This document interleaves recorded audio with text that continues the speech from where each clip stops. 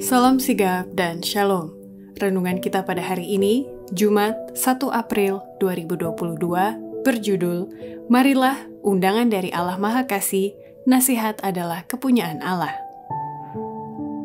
Ayat intinya terdapat di dalam Amsal 8 ayat 14. Padaku ada nasihat dan pertimbangan, akulah pengertian, padakulah kekuatan. Pena Inspirasi menuliskan yang dimaksud dengan judul renungan kita pagi ini, Marilah, undangan dari Allah Maha Kasih, nasihat adalah kepunyaan Allah. Sebagai petunjuk bagi kita agar mau menuruti nasihat, dikarenakan nasihat itu adalah milik Tuhan.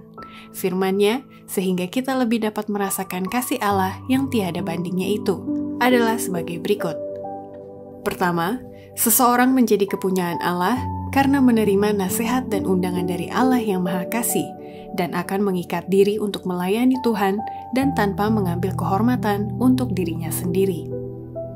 Umat Allah dibedakan sebagai satu bangsa yang melayaninya sepenuhnya, dengan segenap hati tanpa mengambil kehormatan untuk diri sendiri dan mengingat bahwa dengan perjanjian yang paling hikmat, mereka telah mengikat diri untuk melayani Tuhan dan hanya Dia.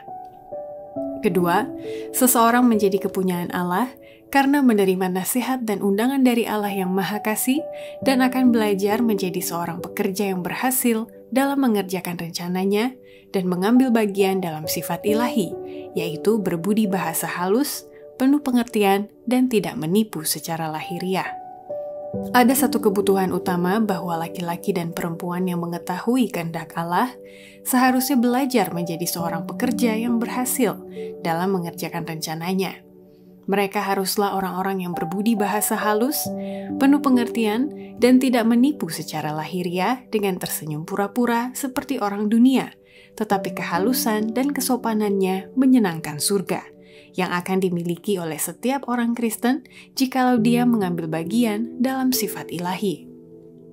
Ketiga, seseorang menjadi kepunyaan Allah karena menerima nasihat dan undangan dari Allah yang Maha Kasih dan akan mengembangkan tabiatnya seperti tabiat Kristus dan mengambil bagian dalam pekerjaannya demi penebusan jiwa-jiwa yang bertobat oleh karena pengorbanan Yesus.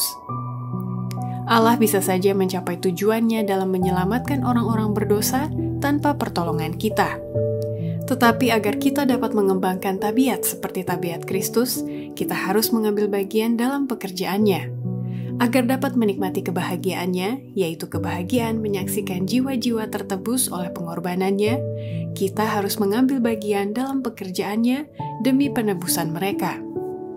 Keempat, seseorang menjadi kepunyaan Allah karena menerima nasihat dan undangan dari Allah yang Maha Kasih dan akan berusaha bersama-sama untuk menyempurnakan pekerjaan Tuhan seluruhnya melalui pena dan suara mereka yang bekerja bagi Dia.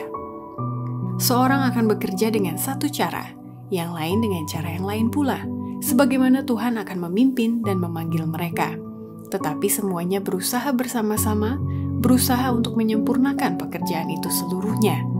Dengan pena dan suara, mereka bekerja bagi Dia. Demikianlah renungan kita pada hari ini. Kiranya Tuhan memberkati kita semua.